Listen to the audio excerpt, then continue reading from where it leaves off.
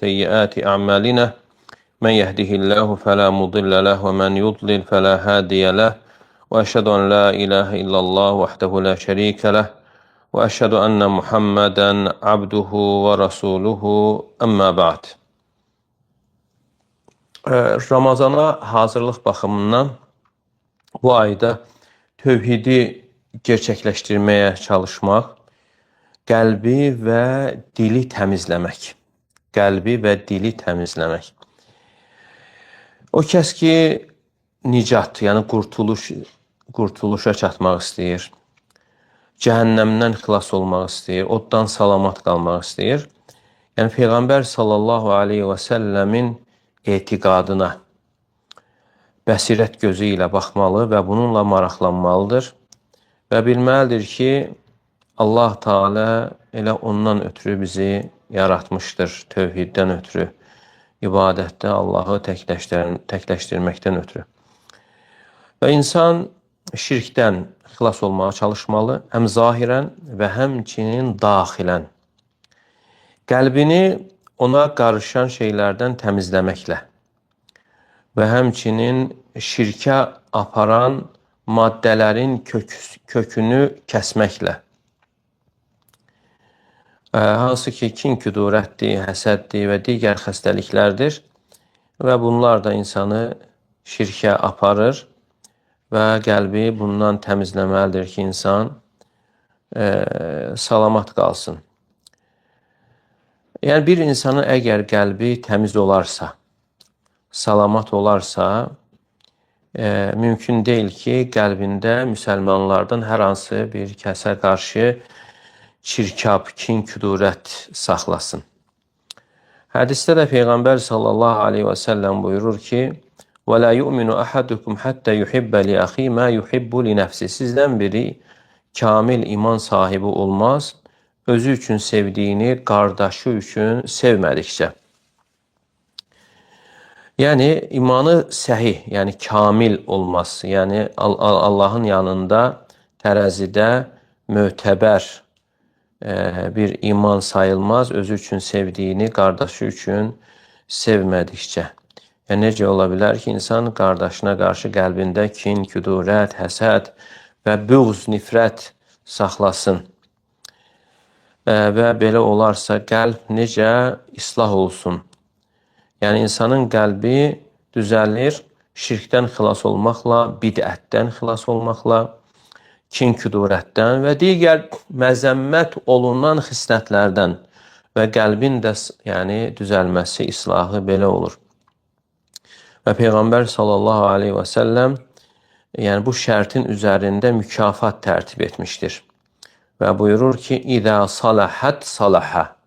Əgər o ət parçası sağlam olarsa, bədən sağlam olar. Şərtlə gəlir. Sağlam olarsa, o da sağlam olar. Yəni, buyurur ki, bədəndə bir ət parçası vardır. İzə saləhət saləhəl cəsədi kullu.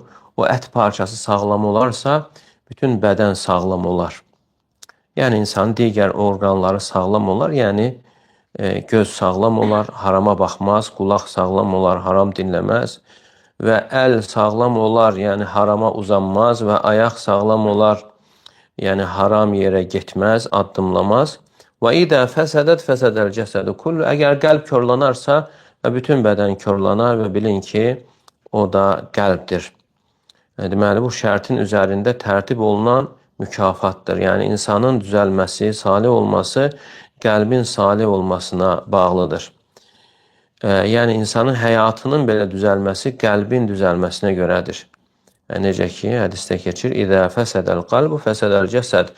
Əgər qəlb körlanarsa, bütün bədən körlanır və bütün həyat körlanır. Onda qəlbin düzəlməsi necə olur? Qəlbin düzəlməsi necə olur? Qəlbin şirkdən təmizlənməsi ilə bidətdən, kindən, küdurətdən və məzmum, yəni məzəmmət olunan xislətlərdən təmizlənməklə olur. İbn-i Macənin Sunan əsərində Abdullah ibn Amr radiyallahu anhudan gələn rəvayətdə deyir ki, Qilə lin-nəbi sallallahu aleyhi və səlləmə mən afdalun nəs. Yəni Peyğəmbər sallallahu aleyhi və səlləmə deyilir ki, insanların ən əfzəli, ən üstünü kimdir?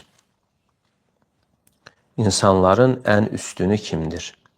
Və buyurur ki, kullu məxmumul qalbi saduqil lisan. Qəlbi məxmum olan və dili doğru olandır.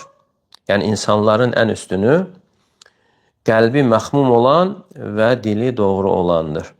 Və deyirlər ki, ya Rasulullah, dili doğru olanı bunu bilirik. Bəs qəlbi məxmum olan nədir? Və onda Peyğəmbər sallallahu aleyhi və səlləm buyurur ki, huvət-təqiyyun nəqi, əlləzi la ismə fihi. Yəni, məxmum qəlb o qəlbdir ki, təqvalıdır, pakdır, hansı ki, orada günah yoxdur, və lə bəğyə, azğınlıq yoxdur, və lə qillə fihi, kin-küdurət yoxdur, və lə həsədə və həsəd yoxdur. Deməli, insanların ən üstünü qəlbi məxmum olan və dili doğru olandır, yalan danışmayandır. Və sonra məxmumu izah edərək buyurur ki, təqvalıdır, Allah qorxusu var, ən-nəqi təmizdir, günah yoxdur o qəlbdə və azğınlıq yoxdur, kin-küdurət yoxdur və həsəd yoxdur. Allah qatında əməllərin ən üstünü və insanların ən üstünü köksü, qəlbi salamat olandır. Yəni, kin-küdurətdən, həsəddən uzaq və təmiz olandır. Və buna görə yəni, qəlb məsələsi olduqca mühümdür. Yəni, qəlb baxılan yer, qiyamət günü də baxılan yer qəlbdir. يَوْمَ لَا يَنْفَعُ مَالٌ وَلَا بَنُونَ إِلَّا مَنْ أَتَى اللّٰهَ بِقَلْبٍ سَلِيمٍ. O gün nə mal dövlət, nə oğul uşaq fayda verəcəkdir. Yalnız Allahın huzuruna salamat qəlblə gələndən başqa. Ona görə digər hədisdə də gəlir ki, İnna Allah la yanzuru ila suvarikum və la ila əcsamikum. Yəni Allah Teala sizin surətinizə və zahiri görünüşünüzə baxmaz, lakin qəlbə və qəlbdən doğan əməllərə baxır. Yəni Allah Teala'nın baxdığı yer bizim qəlbimizdir. Amma çox təəccüblü olan burasıdır ki, insanların baxdığı yeri təmiz saxlamaya çalışırıq. Amma Allah Teala'nın baxdığı yer çirkab, natəmiz vəziyyətdə qalır və onu aradan qaldırmağa çalışmırıq. Və bundan sonra insan bu aya dilini də təmizləməklə daxil olmalıdır. Nəvavi Rahiməhullah buyurur ki, yəni bil ki, hər bir mükəlləf dilini hər bir kəlamdan qorunmalıdır, yalnız xeyri, məsləhəti üstün olandan başqa. Nə vaxt kəlamın xeyri ilə zərəri eyni olarsa, tərk olunması daha üstündür. Lənnə qad yəncərrul kələmü və hətta mübah olan, özü-özlüyündə icazəli olan danışıq belə uzandığı zaman insanı harama da aparır və yaxud bəyənilməyən danışıqlara aparır. Və bu da adətdə çoxdur. Salamatçılığa da bərabər bir şey yoxdur insanın salamat qalmasına. Əbu Hureyra radiyallahu anhudan gələn rəvayətdə Peyğəmbər sallallahu aleyhi və səlləm buyurur ki, Mən kənə yu'minu billahi vəl yevmil əxiri fəlyəqul xeyran əv liyasmud. Kim Allaha və qiyamət gününə inanırsa, ya xeyir danışsın, ya da sussun.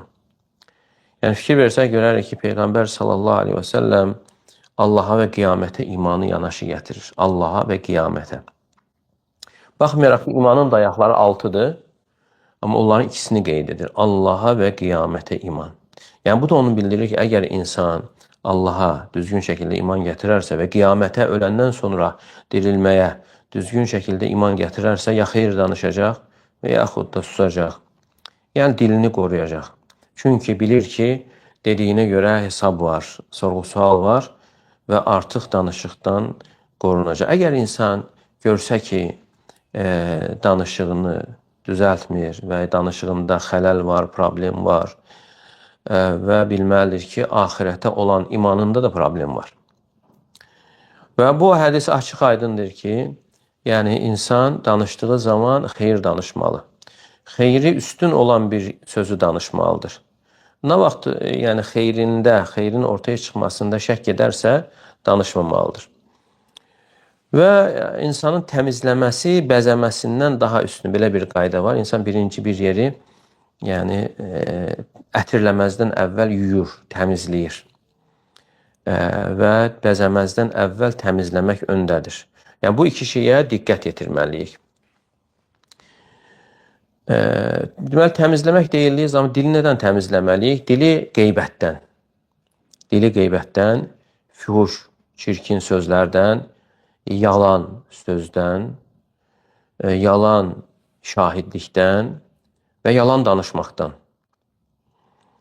Və aləmlərin Rəbbi Allahu Teala bizə bəyan etmişdir ki, insan qardaşının qeybətini edərsə, elə bil ki, onun ölmüş ətini yeyir. Və bu da insan təbiətinin xoşlamadığı bir şeydir. Nəfslər bundan uzaqlaşır, uzaq olur. Və lakin hakada huwa fi qubhi, yəni yəni onun iyrənc olmasında bu qədər şiddətlidir, yəni qeybət. Səhih Müslimdə gələn hədisdə Peyğəmbər sallallahu aleyhi və səlləm buyurur ki, kullul muslimi aləl muslimi haramun, yəni müsəlmanın müsəlmana, yəni hər tərəfli haramdır, qanı, irzi və malı. Yəni qanı, irzi, yəni şərəf ləyaqəti. Yəni onun haqqında danışılması, yəni elə bir ki, insanın irzi haqqında danışılması sayılır və həmçinin də malına toxunulması. Və digər hədisdə Bara ibn Azib radiyallahu anhdan gələn hədisdə Peyğəmbər sallallahu aleyhi və səlləm buyurur ki, Ər-ribə 72 bəbə, yəni faizin 72 qapısı vardır. Və onun ən şiddətlisi isə insanın qardaşının irzinə dil uzatmasıdır. Yəni şərəf ləyaqətinə. Və Ənəs radiyallahu anhına gələn rəvayətdə Peyğəmbər sallallahu aleyhi və səlləm buyurur ki, Ləmmə uricə bi marartu bi qovmin ləhum azfar. Mən göyə qaldırıldığım zaman bir qövmün yanından keçdim, onların misdən dırnaqları var idi. Yaxmişunə vucuhən və suduram. Onlar o dırnaqları ilə üzlərini və sinələrini cırırdılar. Fəqultu mən həuləyə Cibril. Dedim ki, ey Cəbrail, bunlar kimlərdir? Və buyurdu ki, həuləyə yəkulun luhumən nəs və yəqauna fi a'radihim. Bunlar insanların ətlərini yeyib, onların irzlərinə toxunanlar, yəni şərəf ləyaqətinə dil uzadanlardır. Yəni Peyğəmbər sallallahu aleyhi və səlləm insanların ətlərini yeməkdən çəkindirir və onların irzinə dil uzatmaqdan və buna görə də insan dilini təmizləməlidir, təmiz saxlamalıdır. Bu ayda və təmiz halda da Ramazan ayına daxil olmalıdır. Yalnız dilini xeyir olan işlə açmalıdır. Çünki insan ola bilər ki, qiyamət günü salih əməllərlə gəlsin və onların hamısı tükənsin. Yəni başqasının qeybətini etdiyinə görə, zülm etdiyinə görə, yəni onun o əməlləri ona getsin, savabları onda heç nə qalmasın. Və hətta əməllər qurtardıqdan sonra onların günahları buna yüklənərək cəhənnəmə atıla bilər. Allah qorusun. Yəni, وَلَيْسَ تَغِبْ أَنْ تَذْكُرَ أَخَاكَ بِمَا لَيْسَ فِيهِ. Yəni, qeybət deyildiyi zaman o demək deyil ki, sən qardaşında olmayan bir şey deməyindir. Olmayan bir şey demək bu böhtandır. Qeybətdən də şiddətlidir. Amma qeybət isə qardaşında olan bir şeyi, yəni xoşlamadığı bir şeyi deməkdir. Yəni, qaybə sözü qeyb sözündəndir. Yəni, orada yoxdur məclisdə. Məclisdə yoxdur və onun haqqında danışılır. O isə o danışığı xoşlamır. O isə o danışığı xoşlamır. Və bu qeybət sayılır. Olan bir şey danışmaq qeybət sayılır. Və ona görə Allah Teala bənzədir ki, Əyuhibbu əhadukum ən yəkulə ləhmə əxi meytən fəkərihdumu. Yəni, sizdən biri ölmüş qardaşının ətini yemək istəyərmi? Əlbəttə ki, bunu xoşlamazsınız. Deməli, ölü ətini yemək haramdır. Və üstəlik, qardaşının ətini daha şiddətlidir. Deməli, o haramdırsa, qeybət də haramdır. Və həmçinin ölən insanın əti yeyildiyi zaman insan özünü qoruya bilmir, müdafiə edə bilmir. Və eyni ilə də məclisdə insan olmadığı zaman onun haqqında danışılarkən özünü müdafiə edə bilmir, cavab verə bilmir. və ona görə bu cür şiddətlidir. Məclisdə onun haqqında danışılarsa və o cavabını verə bilər. Cavabını verər, çünki məclisdədir. Onu məclisdə olmadığı yerdə haqqında danışıldığı üçün, yəni Allah Teala onu bənzədir ölmüş bir insanın, qardaşının ətini yeməyə. Və Allah Teala istəyirik ki, dilimizi qeybətdən, böhtandan təmizləsin, gözümüzü və qulağımızı da xəyanətdən təmizləsin və əzalarımızı da zülümdən təmizləsin. Və buna görə də Ramazan ayı gəlməzdən əvvəl gərək hər birimiz dilimizi təmizləməyə çalışmalı və sonra dilimizi yəni Qur'anla, zikirlə bəzəməliyik, Allahı təsbih etməklə və bu isə təmizlədikdən sonra yaxşı əməllərlə bəzəmək sayılır.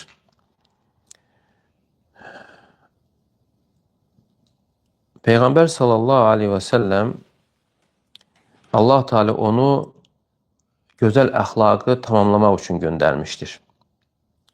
Gözəl əxlaqın əsaslarını möhkəmlədir və ona çağırır və bunun üzərində bina qurur. Və Peyğəmbər sallallahu aleyhi və səlləm buyurur ki, "Lə yəti alən-nəsi amun illə vəl-ləzi ba'dahu şerrun minhu." Yəni insanlara elə bir dövr gələcəkdir ki, ondan sonra gələn daha şər olacaqdır. Yəni hər gələn il əvvəlkindən daha şər olacaqdır. Yəni getdikcə şərrə doğru gedir, şər daha da çoxalır və buna görə müsəlman Rəbbindən qorxmalı, təqvalı olmalı, danışığını, dilini qorumalı və özünü Allahın nəzarətində hiss etməli. Kəmə ləv kənə yuraqibə aduvan ladun yəsə fi hələki ən yuraqibə alə hədihi sıfə lisanə.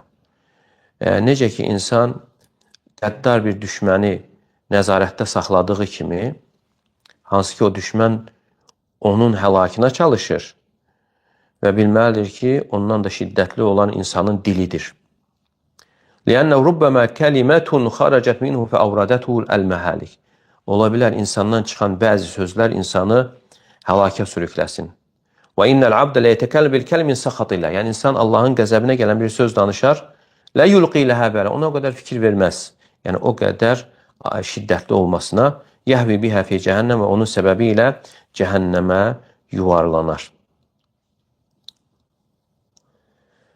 Yəni insan bəzən danışır, amma danışığına fikir vermir. Yəni o dərəcədə də ağır olduğunu bilmir, amma onun səbəbi ilə də insan cəhənnəmə yuvarlanır. Və buna görə dilimizi qorumalı, yalnız gözəl olan şeyləri danışmalı. Necə ki, hədisdə Peyğəmbər sallallahu aleyhi və səlləm buyurmuşdur ki, "Mən kən yu'minu billahi vel yevmil axir felyaqul xeyran aw liyasmut." Kim Allaha və qiyamətə inanırsa, ya xeyir danışsın və yaxud da sussun. Və Allah Teala istəyir dilimizi düzəltsin və Allahın qəzəbinə gələn hər bir şeydən təmizləsin və hər birimizin sonunu gözəl etsin. Hələlik bununla kifayətlənir. İnşallah suallar varsa suallara keçirik.